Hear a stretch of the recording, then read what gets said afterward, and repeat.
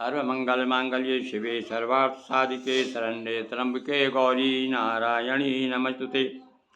प्यारे भगवान शिव के परम भक्तों, हमने विशेष रूप से आपको श्रावण मास के बहुत से व्रतों के बारे में जानकारी दी है। नाग पंचमी का वीडियो आप सुन चुके हैं और रक्षाबंधन का महत्व भी हमने आपको एक वीडियो में बताया है। आज आपको मंगला गौरी और उसका व्रत कैसे किया जाता है, उसकी कथा क्या है, वह कथा हम आपको सुनाते हैं। गौरी व्रत सावन में जितने भी मंगलवार आते हैं उसमें रखा जाता है। इस दिन गौरी की पूजा करना चाहिए। यह व्रत मंगलवार को किया जाता है, इस कारण इसको मंगला गौरी व्रत कहते हैं। यह व्रत स्त्रियों के लिए है। पूजा करने से पहले स्नान कर लेवें। उसके बाद एक पटे पर लाल और सफ़ेद कपड़ा रखें। कपड़े पर चावल की 9 और लाल कपड़े पर गेहूं की 16 छोटी छोटी ढेरी बनाएं। उसी पट्टे पर थोड़े से चावल रखकर गणेश जी को रख देवें। पट्टे के कोने में गेहूं रखकर उस पर कलश में जल रख लेवें।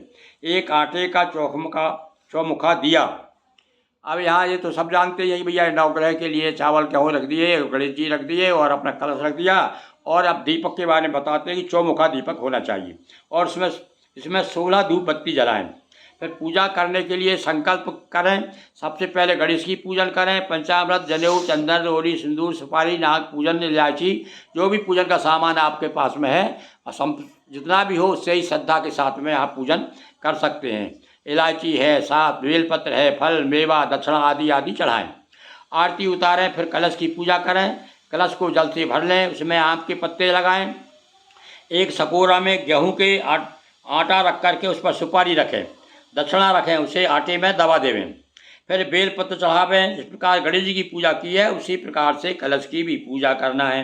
कलश पर सिंदूर, बेलपत्र चढ़ाएं।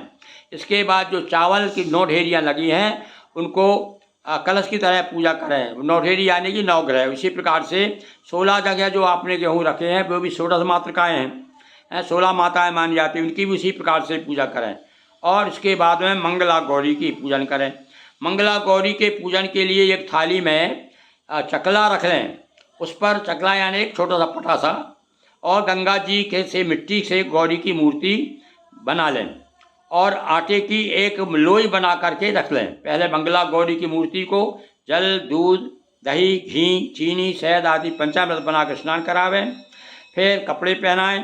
चंदन, सिंदूर, हल्दी, चावल, मेहंदी, कागज़, 16 तरह के फूल चढ़ाएं भाई मंगला गौरी को, और 16 ही माला, 16 तरह के पत्ते, 16 आटे के लड्डू, 16 फल, 5 तरह के मेवा 16 बार चढ़ाएं। 16 बार 7 तरह का अनाज, 16 जीरा, 16 धनिया, 16 पान। अब इसमें जितनी चीज़ मिल जाए, जरूर नहीं सभी चीज़ हो, ये तो अपने सुविधा के लिए जो आप इकट्ठा कर सकें देवी के लिए जितना करें भावना के साथ, श्रद्धा के साथ, उतना आपको लाभ पहुंचाएगा। 16 सुपारी, 16 लौंग, 16 इलायची, 1 स्वाग की डब्बी, तेल, रोली, मेहंदी, काजल, हिंगोर, सेंदूर, कंगा, शीशा। अब देखो एक एक बात सर बड़े धीरे समझा रहे हैं हम आपको क्या क्या सामग्री मंगला गौरी को लगती है।